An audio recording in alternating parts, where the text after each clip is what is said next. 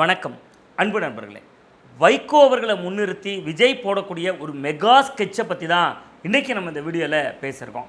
தமிழக முதல்வராக விஜய் அவர்கள் பொறுப்பேற்றவுடனே பல்வேறு வகையான அதிரடி அரசியல் மாற்றங்களும் நடந்துகிட்ருக்கு.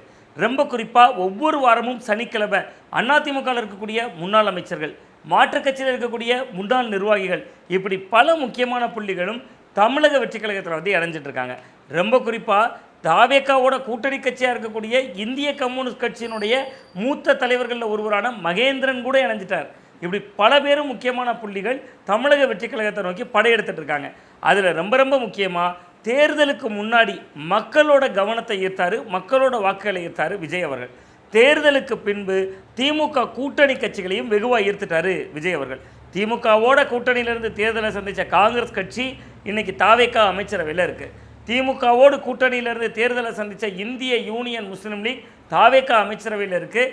அதனுடைய காதர் மொய்தீன் அவர்கள் இனிமேல் திமுகவோட கூட்டணி இல்லை அப்படிங்கிறதையும் இன்றைக்கே அறிவிச்சிருக்கார். இது மட்டும் இல்லாமல் விடுதலை சிறுத்தைகள் தாவேக்காவோட அமைச்சரவையில் பங்கெடுத்திருக்கு.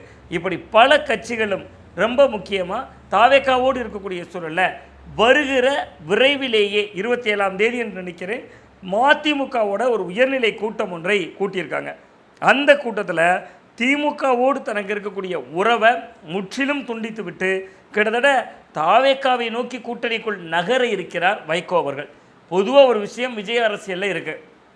அதாவது யாரெல்லாம் தங்களுக்கு தாவேக்கா தேவை என்று நினைக்கிறார்களோ அவர்களை விட தாவேக்காவினர் தங்களுக்கு யார் தேவையோ அவர்களை அழைத்துக் கொள்கிறார்கள். அப்படின்னா வைகோ அவர்களை வைத்து ஒரு அரசியல் கணக்கு இருக்குது.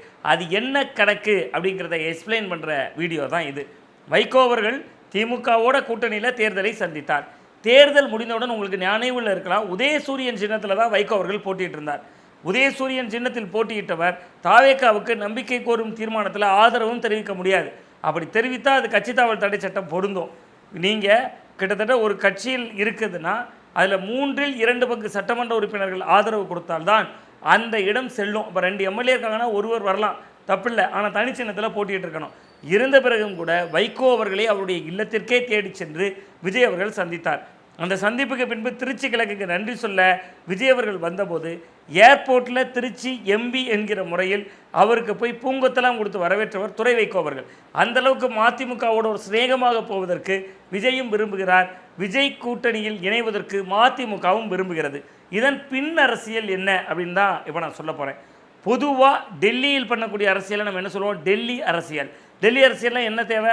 மாநிலங்களவை உறுப்பினர் அல்லது மக்களவை உறுப்பினர்.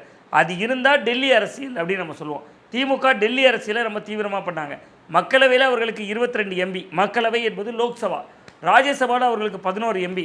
பாஜகவுக்கு எல்லா விஷயங்களையும் மசோதாக்களை கொண்டு வருகிற பொழுது தீவிரமாக எதிர்த்த இயக்கம் அப்படின்னு பார்த்தீங்கன்னா நம்ம தொடர்ச்சியாக சொல்லிவிடலாம், திமுக அப்படிலாம் எதிர்த்திருந்தாங்க. பட் தாவேக்கா டெல்லி அரசியலை விரும்பவே இல்லை. காரணம் என்னன்னு பார்த்தீங்கன்னா அவங்களுக்கு ஒரு இடம் கிடைத்தது, ராஜ்யசபா உறுப்பினர் சிவி சண்முகம் அவர்களுடைய கிட்டத்தட்ட ராஜினாமா செய்துவிட்டு மயிலம் தொகுதியில் போட்டிகிட்டு இருந்தார். அதனால் ஒரு ராஜ்யசபா எம்பி கிடைத்தது. அந்த எம்பி இடம் இன்றைக்கு சட்டமன்றத்தில் பெரும்பான்மையாக 107 இடங்களை வைத்திருக்கக்கூடிய கட்சி என்கிற அடிப்படையில் தாவேக்கா பக்கம்தான் வந்தது. ஆனால் அவர்கள் அதை என்ன செய்து விட்டார்கள்? காங்கிரஸ் கட்சியின் வசம் தள்ளி விட்டு விட்டார்கள்.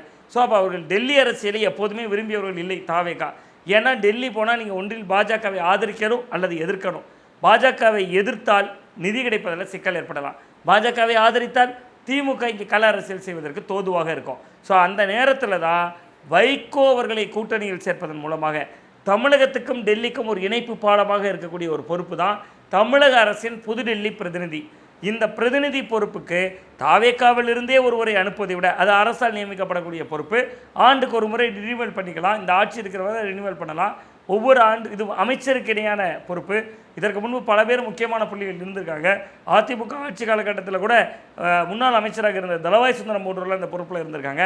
டெல்லிக்கும் தமிழ்நாட்டுக்கும் இடையிலான அந்த இணக்கமான சூழல் போக்கு, தமிழக முதல்வர் டெல்லி சென்றால் அவரை அங்கு வரவேற்பது உள்ளிட்ட எல்லா விஷயங்கள்லையும் கிட்டத்தட்ட டெல்லி பிரதிநிதி ஒரு அதிகாரமிக்க பதவி, ஒரு அமைச்சருக்கு இணையான பதவி. ஸோ அப்போ வைகோ அவர்களுக்கு ஏன் மன வருத்தம் திமுகவோடு இருக்கிறது அப்படிங்கிற புள்ளியும், வைகோ அவர்களை எப்படி பயன்படுத்த போகிறார் விஜய் என்கிற புள்ளியும் இப்போ நம்ம இணைத்து பார்க்கலாம்.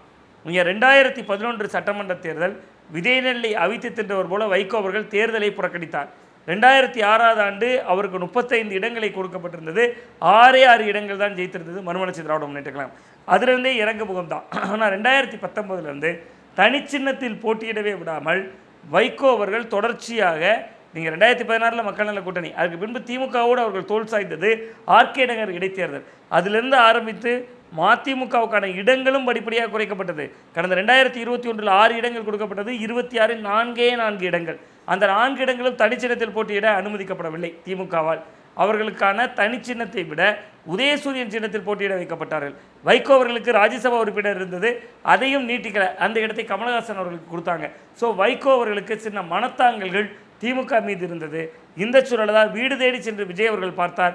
விஜயனுடைய கணக்கில் டெல்லிக்கும் தமிழகத்துக்கும் இடையிலான தொடர்பை வலுப்படுத்துறதுல வைகோ போன்ற ஒரு அனுபவசாலி இருக்கலாம் அப்படின்னு அவர் நினைத்திருந்தார். ஒன்று, அப்படி இல்லாத பட்சத்தில் வைகோ அவர்களுடைய கணக்கில் எதிர்காலத்தில் தனக்கு ஒரு ராஜ்யசபா எம்பியை தருவார்கள் என்கிற எதிர்பார்ப்பும் அதில் இருக்கலாம். இது ரெண்டையும் தாண்டி பார்த்தீங்கன்னா 30 ஆண்டுகள் தன்னுடைய நாடாளுமன்ற உரையினுடைய அனுபவங்களை தொகுத்து ஒரு புத்தகமாக எழுதியிருக்கிறார் வைகோ. அந்த புத்தகத்தை வெளியிடுவதற்கு குடியரசு துணைத் தலைவர் சிபி ராதாகிருஷ்ணனை அணுகியிருக்கிறார். புத்தகத்தை பெற்றுக்கொள்வதற்கு டெல்லிக்கே அழைத்திருக்கிறார் விஜய் அவர்களை. ஸோ அப்போ எந்த வகையில் நம்ம பார்த்தினாலும் மதிமுக திமுக கூட்டணியை உதறிவிட்டு கிட்டத்தட்ட விஜய் அவர்களோடு கைகோர்ப்பதற்கான அச்சாரம் இல்லை, அது அரைக்கிணறை தாண்டி விட்டார்கள். இதில் லாபம் யாருக்கென 2 தரப்புக்கும் பரஸ்பரம் லாபம் இருக்குது. வைகோ அவர்களுடைய தரப்புக்கு கட்சி 4 இடங்களில் போட்டியிட்டு 2 ஜெயித்திருக்கிறது. அது இன்னும் கூடுதலான இடங்களை பெறுவதற்கும் ஜெயிப்பதற்கும் தாவேக காரணமாக இருக்கலாம் என்று அவர்கள் நம்புகிறார்கள். அதைவிட முக்கியமாக விஜய் தரப்பினருக்கு கட்சியை வலுப்படுத்துவது ஒரு நிலை என்றால், கட்சியின் கொள்கை முடிவுகளை தமிழகத்திற்கும் டெல்லிக்குமான அந்த இணைப்பு பாலத்தை அந்த டெல்லி பிரதிநிதியாக இருக்கக்கூடியவர் கையாள முடியும் என்கிற புள்ளியில் வைகோவை அவரும் விரும்புகிறார் என்பதுதான் கலை யதார்த்தமாக இருக்கிறது. மீண்டும் நல்ல ஒரு அரசியல் அப்டேட்டோடு உங்களை சந்திக்கின்றேன். நன்றி, வணக்கம்.